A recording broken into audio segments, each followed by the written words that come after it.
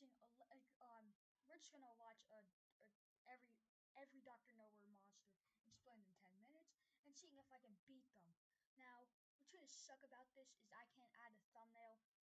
Yeah, don't mind what's on my watch later. Okay, there. Okay.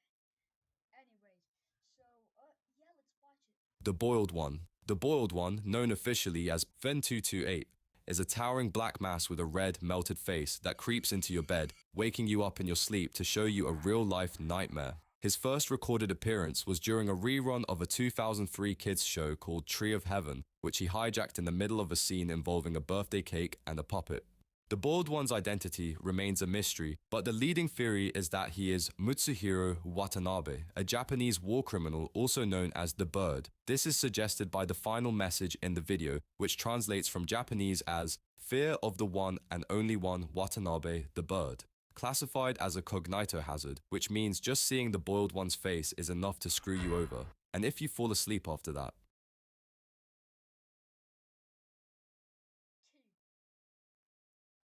Oh my god, bruh. The real question is how does this guy just sleep at night casually? Dude.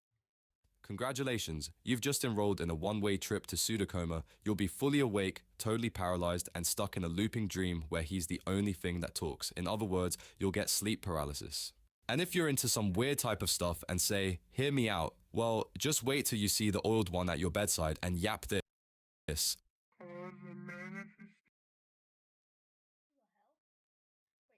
the very memory of my face will cause manifestations of my being in the future. You will be asleep in bed, and I will be there and watching. Of my being in the future. You will be asleep in bed.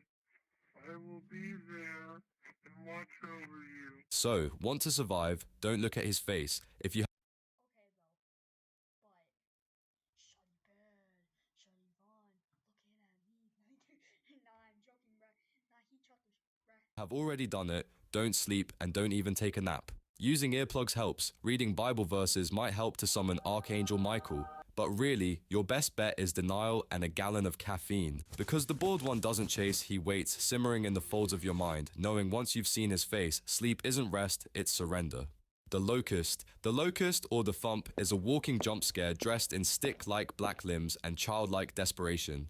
It's the main antagonist of Dr. Knowwhere's TOE and Smilehood analog horror series. It's a monster that would like to play with you by ripping through your screen and possibly digesting your insides without leaving a scratch.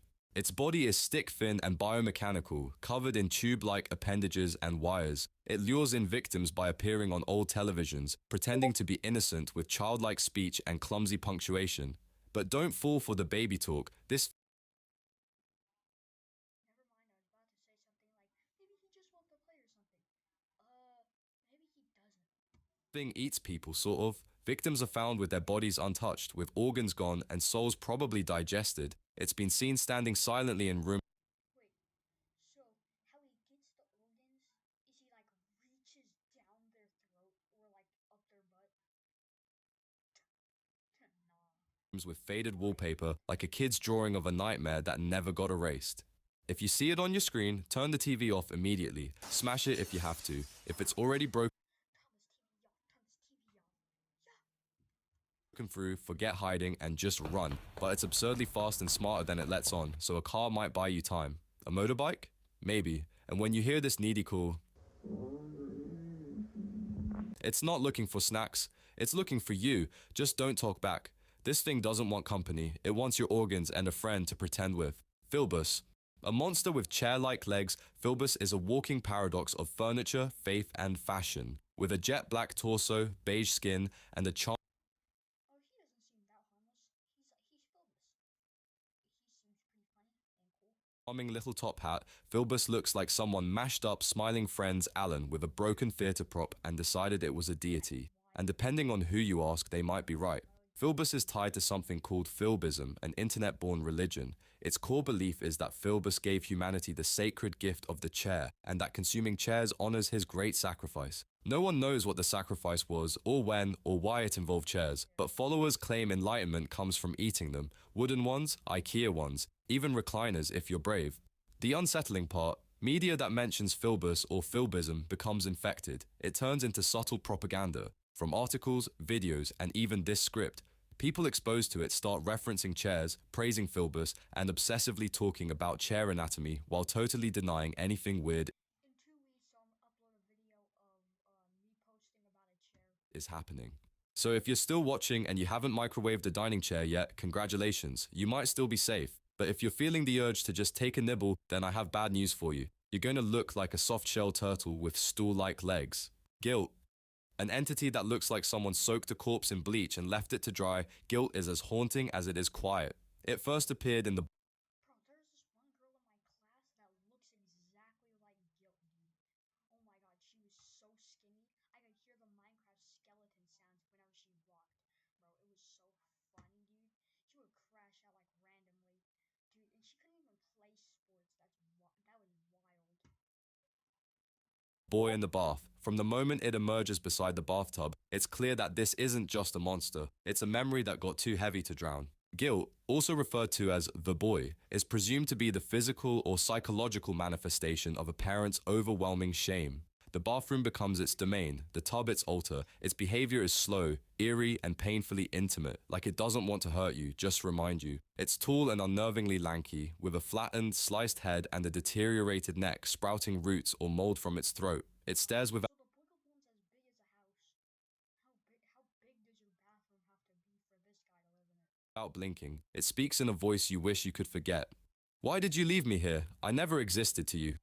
The crib in the room, the toys on the floor, and the silence around the tub suggest one thing, that this creature was a child who was left alone, or feared to be. Whether guilt is real or imagined depends on who's watching and what they've done or didn't do. When you encounter guilt, it's easy to survive. You simply must not have any guilt. So, don't repress, don't forget, and definitely don't pretend nothing happened. Still feeling emotionally stable? Don't worry. Guilt's great at fixing that. Free therapy, no copay, just a bit of mold, a tub, and a crippling sense of failure. Cone zone. Cone zones are tall, sorrowful looking entities with bodies like collapsed shadows and heads shaped like a cone. Bro, this looks like a birthday party from like 10 years ago or something, dude. Their pale Holy crap, dude.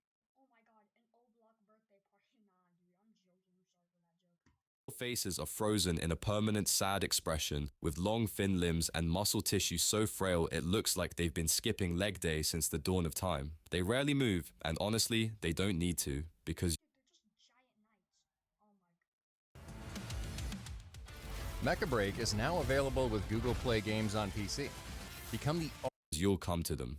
These entities show up during something called the 0.001% phenomenon, a rare and poorly understood event reported by patients in psychiatric wards. They appear friendly, inviting, even comforting. You might feel like talking to them, but don't, because that's how they get in. Cone zones don't attack. They erode and talk softly, almost lovingly, while gently nudging your mind off the edge. Victims report a slow, irreversible descent into madness after extended exposure. Some even claim the cone zones helped them understand everything. Spoiler, they did not. If you see one, don't make eye contact, don't engage, perform reality checks, touch something real, say, I am here, I am safe, and mean it. Think of cone zones like your sad boy ex trying to reach you, convincing you that he's changed with his soft words, that after some time will kill you not softly. Anklager. The star of the Dr. Knowwhere monsters, Anklagers are beaming nightmares dressed for This looks like some weird core thing that a 13-year-old would draw. Dude, holy crap. Judgment Day. These humanoid beings wear flowing black robes, but it's their heads that do all the talking. A giant luminous starburst with a single glowing eye in the center. They're the entities who watched too much Judge Judy and decided to become one. Anklagers show up when you've done something really bad, like something even you don't want to admit. They don't speak and chase, they appear in softly glowing hallways, and suddenly you're face to face with every awful thing you've ever done. Regret Just looks like a rip-off of Bill Cipher, dude. Dude, this is like just like the Illuminati's like a deformed cousin or something, dude. floods in, and then comes the choice. You can repent, beg, break down, and try to make it right. Or you can deny everything and stand your ground. That second option, not recommended. Denial earns you a front row seat to the Anklager's wrath, a blinding flash of searing divine light that leaves nothing behind but ash and maybe some ironic symbol. Dude, I think the only thing is like, dude, he's just like a giant phone when like you just got like 3 hours of sleep and it's like midnight right now. up and then you check your phone, dude, and it's on like full brightness. Want to survive an Ankläger? Don't be a garbage person. Do some self-reflect, make a journal, and maybe don't commit soul-crushing sins, or keep doing you and hope you never see that glowing star in the hallway. However, if you unfortunately meet them, prepare your sunglasses, an extra SPF 100 sunscreen because you're about to receive a vaporization verdict and get exfoliated at the same time. Flesh beds. Flesh beds are parasitic mattress imposters that combine the comfort of sleep with the efficiency of slow, silent digestion. Also known by the scientific name Populus coolcita, these freaks of biology mimic ordinary bedding during hibernation, and yes, people have cuddled up on one and never woken up. The first confirmed victim was Alice Diger. Fittingly, her last name literally means to digest. They're terrifyingly stealthy, lightning fast once active, and sensitive to body heat. If you're warm, you're food. Their favorite time to strike is during sleep, making them the ultimate betrayal of bedtime. Flesh beds detect heat shifts in the room and, once activated, unravel like living fabric to feed clean, quiet, and efficient. Their most infamous chapter was in the 1960s when they were unknowingly distributed as part of a welfare bedding initiative. Entire low-income communities were supplied with flesh beds, leading to mass disappearances that were never officially recorded but left entire housing blocks eerily silent by morning. Dr. Knowwhere has since tried to trace the damage, but the numbers have literally vanished, just like the victims. How can you protect yourself from flesh beds? First, sleep with a fan on, and second, ensure that there's a constant airflow that keeps them dormant, or don't. Maybe you enjoy being a midnight snack under the sheets. Breathman. Probably the most unsettling looking monster created by Dr. Knowwhere, Breathmans are headless, skeletal creatures with pale, stretched skin and limbs long enough to make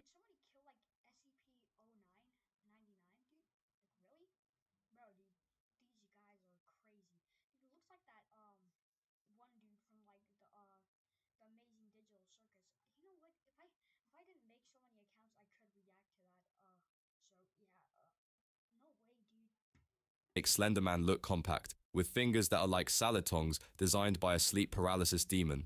Breathmans live in the headless macrocosm, a dream-based version of our world where every human has been replaced by them. You can only enter by dreaming about it, and if you wake up there,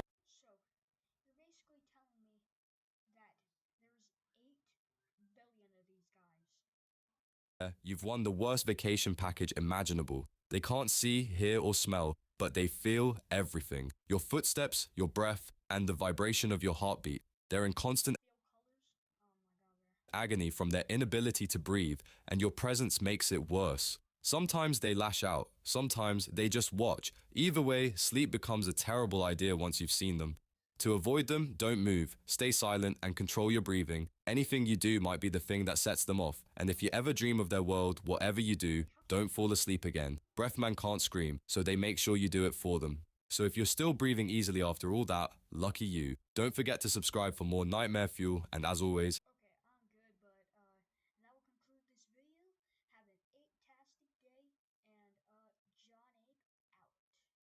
stay safe, stay sharp, and I'll